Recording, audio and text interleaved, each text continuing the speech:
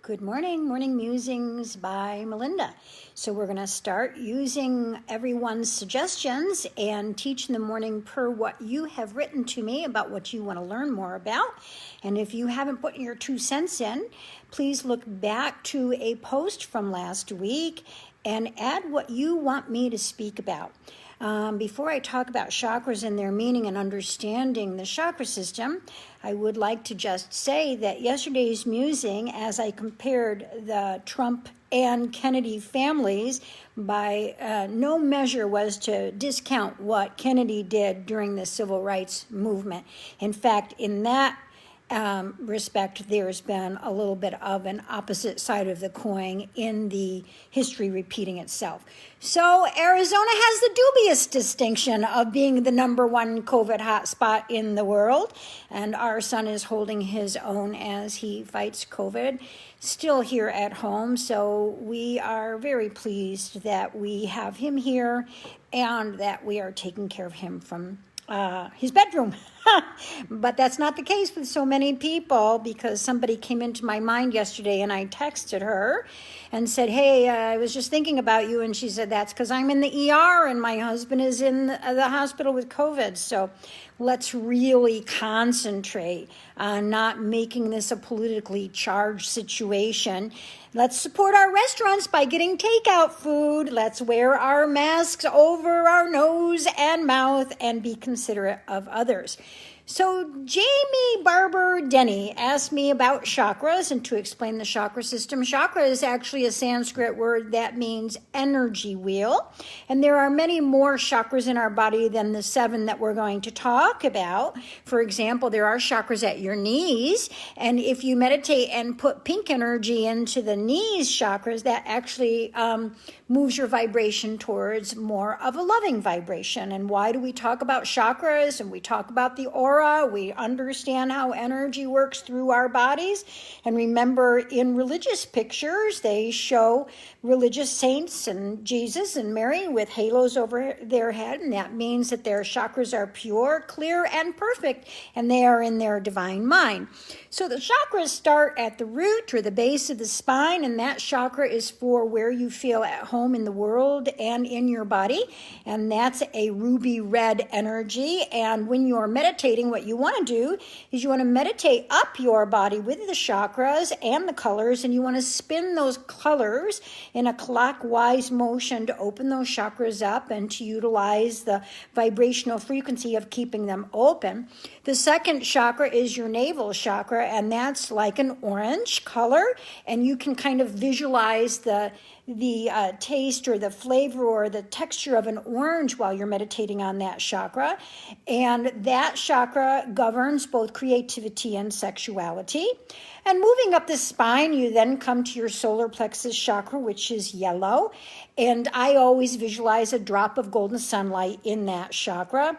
And that's where your soul resides, actually, or where your energetic frequency connects to other people through that vibration, meaning that you get butterflies in your stomach, or you feel like you got punched in the gut, you get a gut reaction, etc. And that's through that solar plexus.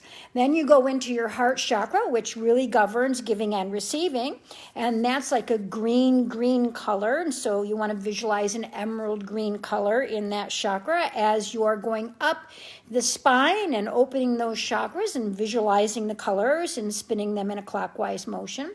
Next is your throat chakra, which is a sky blue. Now, you know, when you're clairvoyant or clairaudient or clairsentient or psychic or whatever you want to say, this is the chakra that you use right here at your throat. This is actually where spirit is talking to you. And if you visualize a triangle right from here down through and down into your throat, and you color that in with sky blue, that will open that up for you. Then your third eye chakra, and of course on the back of a dollar bill, we've got a pyramid with a third eye, because this country was founded in some form or fashion on understanding energy and the law of attraction and the golden rule. even though we may have forgotten it all these years later. And this is where you want to put an indigo kind of a blue color, a purplish blue color. And that's for perceptions into other worlds. You know, you can have a perception into other worlds without actually having that psychic ability, meaning that if that chakra is open, you might get some information that comes to you in a clairsentient way, just in knowledge or through a dream state. And then lastly is your crown chakra, and that's either a dark purpley, or I always think about white light, because the chakras and the colors as they go through a prism becomes white light, and the essence of what we're doing is trying to make our aura into white light. Now you may go get pictures of your aura, and I do want you to know that your aura is not consistent. The pictures can change, so it's really just, you know, trying to get money from you to go to one of those places to get your aura picture taken, because you could get your aura picture taken and it'd be lovely green, and you can be told by the reader that you're a great healer, or it can be beautiful purple, and you can be told by the reader that you're connected to your higher power, and then you could go out to your car and take a shot of tequila, or you could listen to rap music, or you could do some kind of other outside stimulus, and that would change your aura to red, back to anchoring you down. So really the purposefulness of understanding the chakras is to keep them open all the time. You can eat a certain fruit that or vegetable that goes with the chakras, an orange, a eggplant, etc., that goes with the grapes, okay, to keep it open. Meditation keeps your chakras open. Random acts of kindness keep your chakras open. Prayer keeps your chakras opened. And so there are a variety of ways to keep your chakras open. Lastly, your chakras coincide with the 7 stages of human development. So borrowing from Erik Erikson's material, we have infant, baby, toddler, latency, puberty, adolescence, and adulthood. And there is an energy that connects the chakras together. It's called the Kundalini energy. That's why there is Kundalini yoga. And that energy frequency gets broken if there is a childhood trauma, and then the vibration goes to the law of attraction, or the energy of God, or the mirror of God, or like a boomerang, and comes back at you as patterns get repeated to work out whatever the trauma was. So the chakras actually go with childhood trauma also. So I hope you enjoy this small brief lesson on the chakra system.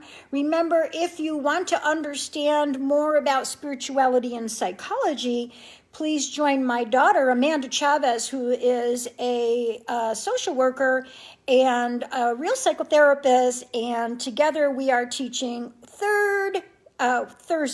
Are they third Thursdays? Third Thursdays, yes. And so we'll be doing a lot of fun classes at that time.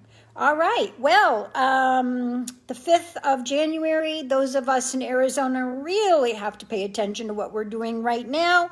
And I guess the rest of the country too, because it can happen to you. Have a great day.